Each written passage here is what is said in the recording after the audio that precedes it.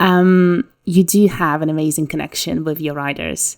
They leave you the sweetest messages on Instagram. Oh gosh, really yeah. do. Yeah, so so it must be something that you do there that just like gives them that extra energy boost, or I think what's the magic? That's a great question, and I'm not really sure. I think for me, I'm very real and very relatable for them, because I'm not your typical kind of Fitspo type person. You know, I'm not. I think a lot of Instagram, when you look at that hashtag of Fitspo and generally fitness influencers, if you will, a lot of them are, you know, in their 20s. They're size 8, very slim, 6-pack, blonde, very pretty.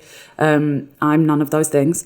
And it's just relatable. I'm a size 12. I've got a bit of chunk on me. I've got wobbly love handles and that, but I can still slay you on a bike, you know, like it doesn't hold me back in life. Like, and I think there's a lot of, especially for women, it's really important for them to see someone who's willing to put themselves out there like that. Totally. Because it gives them permission to do the same thing. Like if you see me with my love handles jingling, that means, you know, you don't need to feel a way about yours, you know, like we're all in this together. It's almost like a green light, isn't it? You're like, oh, okay, so she can do it. I can totally do that as well then, isn't it? Totally, yeah. And I think for me, I came to fitness kind of later in life, to be honest. I was almost 30 when I first took up running. That's how I got into it. And it was a really profound experience for me. I'd been through a really dark period in my life prior to that, where I'd basically been a couch potato for about 7 years and been doing nothing, and came to fitness, and it had this kind of, it completely turned my life upside down. And I experienced this way of feeling about myself that I didn't know was possible. It was just really, really profound for me, in a way that I think people who are naturally athletic don't necessarily get it. They don't understand that they understand endorphins and getting that high, but I don't think they necessarily will connect with it emotionally as I did.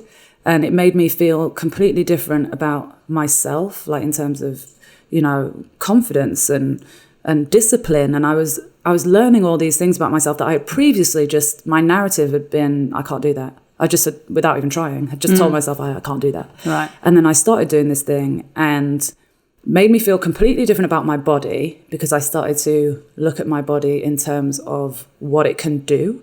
So every time I could run a little bit further, I'd be like, man, that's amazing that my body just did that. And so I stopped thinking about it aesthetically. I was like, I don't care if things jiggle and I've got a bit of extra flab here and there. What is amazing to me is that my body's doing this at all. Like what a gift, you know, to be able to do that. But then it was on the side of that, it was teaching me all these things about kind of confidence and discipline and just kind of helped me re-engage with my life, because I think I quite honestly was on the verge of just kind of checking out a little bit, you know, like things had just not really been going my way, and I could not figure out how to get back on track. And then fitness gave me this thing to commit to. And by committing to that, it helped me to commit to other things in my life, and then things started turning around for me. So I think because that was my experience getting into fitness, and it affected me so profoundly, and has kind of filtered out and infected, if you will, every area of my life. Like I don't think I'd be doing anything else that I'm doing with my life if I didn't have that as a base. Right.